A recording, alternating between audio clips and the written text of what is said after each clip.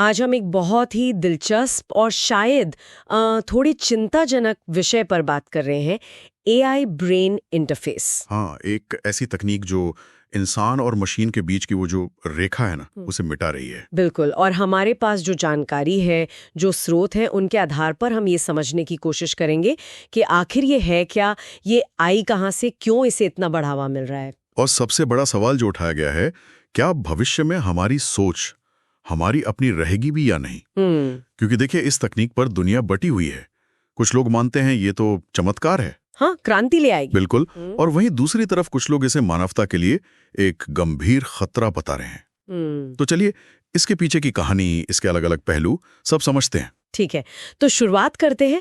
इसकी जड़ें कहाँ हैं? जानकारी तो यही कहती है कि 2010 के आसपास ये चीज मजबूत हुई। हाँ, जब वैज्ञानिकों ने पहली बार दिखाया कि ब्रेन वेव्स मतलब दिमागी तरंगों से मशीन को कंट्रोल किया जा सकता है। अच्छा। और शुरू में तो इसका मकसद काफी नेक था, है ना? बिल्कुल चिकित्सा क्षेत्र में। बिल्कुल, जैसे जो लोग पैरालाइज्ड हैं, पक्षाघात से जूझ रहे हैं, उनको संवाद करने में मदद मिले, वो सोचें और मशीन उसे टेक्स्ट में बदल दे या किसी कमांड में। कमाल की बात थी वो तो। हाँ, वो शुरुआती दौर था। लेकिन फिर क्या हुआ? बड़ी बड़ी टेक कंपनियां, सरकारें, उनकी नजर इस पर पड़ गई। पैसा लगने लगा और $1 का निवेश हुआ। 2017 के बाद तो काम बहुत तेज हो गया और 2022 में पहली बार ये दिखाया गया कि बिना किसी सर्जरी के इंसान का दिमाग मशीन से रियल टाइम में जुड़ सकता है। और 2024 में वो खबर आई थी एक प्राइवेट कंपनी की ब्रेन चिप की घोषणा। हाँ, जिसे सिर में फिट करके सोच को सीधे इंटरनेट से जोड़ने की बात कही गई। सोचिए जरा। सोचिए। पर जैसा अक्सर होता है, इस चमक के पीछे कुछ अंधेरा भी है। कुछ लीक दस्तावेजों की बात सामने आई। हाँ, और वो चिंताजनक है। उनमें आरोप थे कि बिना सहमति के गुप्त रूप से इंसानों पर परीक्षण किए गए। क्या? बिना सहमति के? जी। और कुछ लोगों ने चिप लगने के बाद शिकायतें भी की, जैसे ठीक से नींद नहीं आना, लगातार सिरदर्द रहना। और वो अजीब सपनों वाली बात भी थी। हाँ, अजीब और डरावने सपने। और यहीं से वैज्ञानिकों की एक और खोज सामने आई जो डराती है कि ये तकनीक सिर्फ हमारी सोच को पढ़ नहीं सकती, बल्कि उसे प्रभावित भी कर सकती है। कुछ हद तक। हाँ, उसे बदल सकती है। और यहीं वो बड़ा सवाल खड़ा होता है, आखिर ऐसी तकनीक क्यों विकसित की जा रही है? क्या सिर्फ पढ़ने के लिए या फिर कंट्रोल करने के लिए? बिल्कुल, जो जानकारी हमारे पास है वो इसी तरफ इशारा करती है, नियंत्रण। जरा कल्पना कीजिए, सरकारें या कंपनियां अगर लोगों की सोच को पढ़ सकें, समझ सकें और जरूरत पड़ने पर बदल भी सकें, तो फिर लोकतंत्र का क्या मतलब रह जाएगा? ये तो बहुत ही गंभीर बात है। और मामला सिर्फ यहीं तक नहीं है। देखिए, मिलिट्री और इंटेलिजेंस एजेंसियां भी इस रेस में हैं। दिमाग से चलने वाले ड्रोन, बिना बोले दिए जाने वाले कमांड्स, सोच से हथियार चलाना। जी। अमेरिका, रूस, चीन, ये सब देश इसमें आगे निकलने की होड़ में हैं।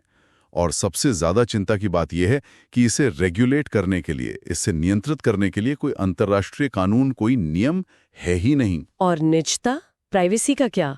हमारी सोच, हमारी भावनाएं, हमारे डर, हमारी इच्छाएं, अगर कोई डिवाइस ये सब पढ़ने लगे तो क्या बचेगा? कुछ नहीं। उस डेटा का क्या होगा? उसे बेचा जाएगा या भगवान ना करे किसी के खिलाफ इस्तेमाल किया जाएगा? ये सारे सवाल जायज हैं और इसे भविष्य की कोरी कल्पना समझने की भूल नहीं करनी चाहिए। मतलब ये अभी हो रहा है। रिपोर्ट्स तो यही कहती हैं।